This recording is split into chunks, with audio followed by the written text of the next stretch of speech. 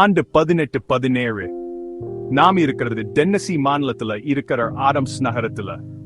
அந்த காலத்துல தெற்கு பகுதி ரொம்ப மர்மமா இருந்துச்சு. நிறைய ரகசியங்களும் பேய் பிசாசுகளோட கதைகளும் நிறைஞ்ச பகுதி. அங்கதான் பெல் குடும்பம் ஒரு பண்ணையில வசிச்சிட்டு வந்தாங்க. அவங்களோட நிலம் ரொம்ப செழிப்பா இருந்துச்சு. வீடும் அன்பா நிறைஞ்சிருந்துச்சு. ஆனா அவங்க வீட்டுக்கு பக்கத்துல ஒரு பயங்கரமான விஷயம் காத்திட்டு இருந்துச்சு. பெல் குடும்பத்துக்கு அப்போ அது தெரியாது.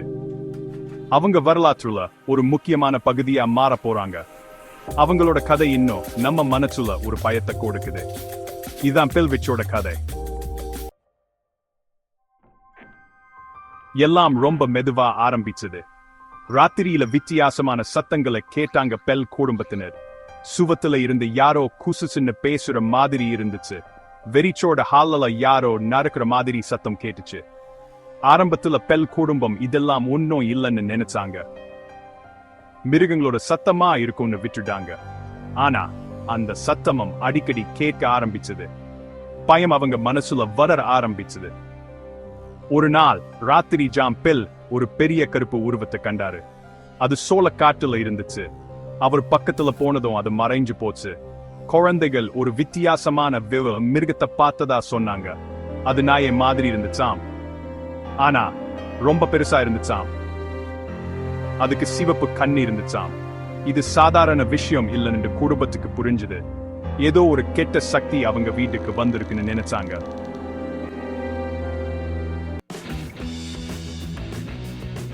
தொல்லைகள் அதிகமா ஆரம்பிச்சது. பொறுக்க தானா நகர்ந்துச்சு. பெரிய பெரிய பொறுக்க கீழே விழுந்துச்சு. அந்த சக்தி தன்னோட இருப்ப தெரியப்படுத்த ஆரம்பிச்சது. சத்தம் மட்டும் இல்ல, இப்போ எல்லாமே பயங்கரமா இருந்துச்சு. பெல் குடும்பம் எப்பவும் பயத்துலயே இருந்துச்சு. என்ன பண்றதுன்னே தெரியல. யார்கிட்ட போய் சொல்றதுன்னே தெரியல. குழந்தைகளோட முடி யாரோ இழுக்கிற மாதிரி இருந்துச்சு. கண்ணுக்கு தெரியாத கைகள் அவங்க கெல்லி கீறி விட்டுச்சு. குடும்பத்துல சின்ன பொண்ணான லூசிக்கு தான் ரொம்ப தொல்லை. அவளை யாரோ அடிச்சு படுக்கையில இருந்து தள்ளி விட்டுருவாங்க. அந்த சக்தி குடும்பத்தோட பேச ஆரம்பிச்சது. அவங்க மிதிச்சு கேலி பண்ணுச்சு. அவங்க துன்பத்துல சந்தோஷப்படுற மாதிரி இருந்துச்சு. அந்த சக்தி கடைசியா தன்னோட உருவத்தை காட்டுச்சு. அது ஒரு சூனியக்காரின்னு சொல்லிச்சு. பெல்விட்னு தன்னைத்தானே அவளைச்சிச்சு. அது பெல்ல ரொம்பவே கொடுமைப்படுத்துச்சு. அவரு மேல ஒரு தனி வெறுப்பு இருக்கிற மாதிரி தெரிஞ்சது. அந்த சூனியக்காரி ஜானோட செல்ல மக பெச்சியையும் விட்டு வைக்கல.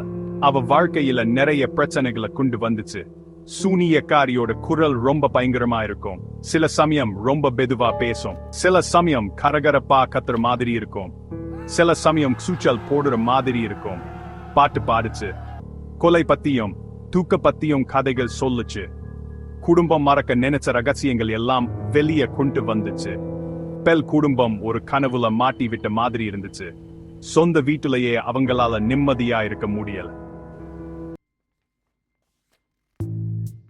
பெல் விச்ச பத்தின பேச்சு எல்லா இடத்துலயும் பரவுச்சு. மைல் கணக்குல இருந்து ஜனங்க வந்து பார்த்தாங்க. அந்த விசித்திர நிகழ்வுகளை நேரடியா பார்க்கணும்னு ஆசைப்பட்டாங்க. அவங்களுக்குள்ள ஒருத்தர் தான் இல்லை ஆண்ட்ரூ ஜாக்சன். அவர் அப்போ ஒரு ராணுவ ஹீரோ. அப்புறம் அமெரிக்காவோட பிரசிடென்ட் ஆனாரு. ஆனா எந்த சவாலையும் அவர் பின்வாங்க மாட்டாரு. அந்த கதைகளை அவர் நம்பல. ஏதோ பொய்ன்னு நினைச்சாரு. ஜாக்சன் பெல் பண்ணைக்கு வந்தாரு. வீட்டுக்குள்ள தைரியமா போனாரு. ஆனா அந்த தைரியம் சீக்கிரமே போயிடுச்சு. வீட்டுக்குள்ள கால வைச்ச உடனே அவரோட வண்டியை யாரோ தள்ளி விட்ட மாதிரி கவிழ்ந்து போச்சு. ஜாக்சன் ரொம்ப கோவப்பட்டாரு. சூனியக்காரிய சவால் விட்டாரு. ஆனா அமைதியா இருந்துச்சு அந்த சூனியக்காரி. ஜாக்சன் அந்த இடத்தை விட்டு பயத்திலேயே போனாரு. பெல்விச்ச நம்ப ஆரம்பிச்சாரு. அது ஒரு சக்தின்னு சொன்னாரு. அந்த சக்தியை அவரால எதிர்க்க முடியலன்னு சொன்னாரு. 6வது பகுதி மர்மமான முடிவு. அந்த தொல்லைகள் பல வருஷம் தொடர்ந்துச்சு.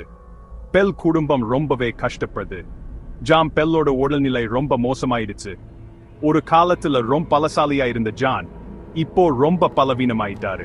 படுக்கையிலேயே இருக்க ஆரம்பிச்சாரு. சூனியக்காரி தான் ஜானுக்கு விஷம் கொடுக்கறான்னு ஜனங்க பேசிக்கிட்டாங்க. டிசம்பர் 18, 20 பெல் இறந்து போனாரு. அவரோட படுக்கைக்கு பக்கத்துல ஒரு விசித்திரமான பாட்டில் கிடைச்சது. அதுல ஒரு தெரியாத திரவம் இருந்துச்சு. அது விஷம்னு சிலர் நினைச்சாங்க. சூனியக்காரி தான் ஜானோட உயிரை எடுத்துச்சுன்னு சிலர் நினைச்சாங்க. குடும்பம் ரொம்ப துக்கப்பட்டது. ஆனா கொஞ்சம் நிம்மதியும் இருந்துச்சு. சூனியக்காரியோட சாபம் இப்போ போயிடுச்சான்னு நினைச்சாங்க. 7வது பகுதி சூனியக்காரியின் சாபமா. ஜாம் பெல் இருந்த பிறகு அந்த தொல்லைகள் கொஞ்சம் குறைஞ்சது. பெல்விட்ஸ் அவ்வளவா சுறுசுறுப்பா இல்ல. பழி வாங்கிட்ட மாதிரி தெரிஞ்சது. ஆனா போறதுக்கு முன்னாடி ஒரு கடைசி அறிவிப்பை சொல்லிச்சு அந்த சூனியக்காரி. திரும்ப வருவேன்னு சொல்லிச்சு. ஜாம் பெல்லோட வாரிசுல தேடி வருவேன்னு சொல்லிச்சு. அப்புறம் மறைஞ்சு போச்சு. பெல் பண்ண திரும்பவும் அமைதியாயிடுச்சு. ஆனா பெல்விட்சோட கதை மட்டும் தொடர்ந்துச்சு. அந்த கதை எல்லா இடத்துலயும் பரவுச்சு. அது ஒரு நிஜமான சம்பவமா இல்லன்னா யாரோ செஞ்ச பொய்யான கதையா? சிலர் பெல் குடும்பம் ஒரு பழி வாங்குற சக்தியா பாதிக்கப்படுதுன்னு நம்புறாங்க. மத்தவங்க இதெல்லாம் ஒரு வெறும் கட்டுக்கதைன்னு நம்புறாங்க. இதுக்கு ஒரு சரியான விடை இல்ல. ஆனா அந்த கதை இன்னும் நம்மள ஆக்கர்ஷிக்குது, பயமுறுத்துது. 8வது பகுதி ஒரு தொடரும் கதை. பெல்விட்சோட கதை வெறும் பேய் கதை இல்ல. அது ஒரு குடும்பத்தோட கதை, அன்போட கதை, இழப்போட கதை. கெட்ட சக்திக எங்கு இருக்கலாம்னு நமக்கு நினைவுபடுத்துற கதை. எதிர்பார்க்கா நேரத்துல அது நம்ம தாக்கலாம். இந்த கதை பல தலைமுறையா சொல்லப்பட்டு வந்திருக்கு. புத்தகங்கள், படங்கள், கனவுகள் எல்லாத்துக்கும் இதுதான் காரணம். பெல்விட்ச் கதை அமெரிக்க நாட்டுப்புற கதைகள்ல ஒரு முக்கியமான கதை. நம்ம மனசை கவர்ந்திழுக்கிற கதை. சில மர்மங்க சரியா விளங்காமலே இருக்கிறது நல்லதுன்னு சொல்ற கதை. இன்னும் பல நூற்றாண்டுகளுக்கு இந்த கதை சொல்லப்படும்.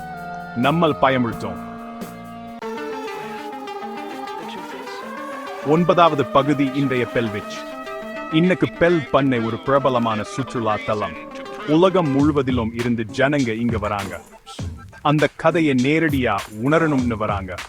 பெல்விட்ச் குகையில பேய் இருக்குன்னு சொல்றாங்க. விசித்திரமான சத்தங்களை கேட்க முடியும்னு சொல்றாங்க. கண்ணுக்கு தெரியாத கைகள் தொடுற மாதிரி இருக்குன்னு சொல்றாங்க. சிலர் சூனியக்காரியையே பார்த்ததா சொல்றாங்க. சில இடங்கள் வரலாறு மறக்காம இருக்குன்னு பெல்விட்ச் கதை நமக்கு நினைவுபடுத்துது. அந்த இடத்துல நடந்த விஷயங்களோட சக்தி அங்கேயே இருக்கு. பெல் பண்ணையும் அப்படிப்பட்ட இடம்தான். பேய்ல நீங்க நம்பினாலும் நம்பாட்டியும் அந்த இடத்துல ஒரு விசித்திரமான சக்தி இருக்கு. சில மர்மங்கள் ஹிச்பிர்சமான் ஒல்மேஸ்னு பெல்விட்ச் கதை நமக்கு சொல்லுது.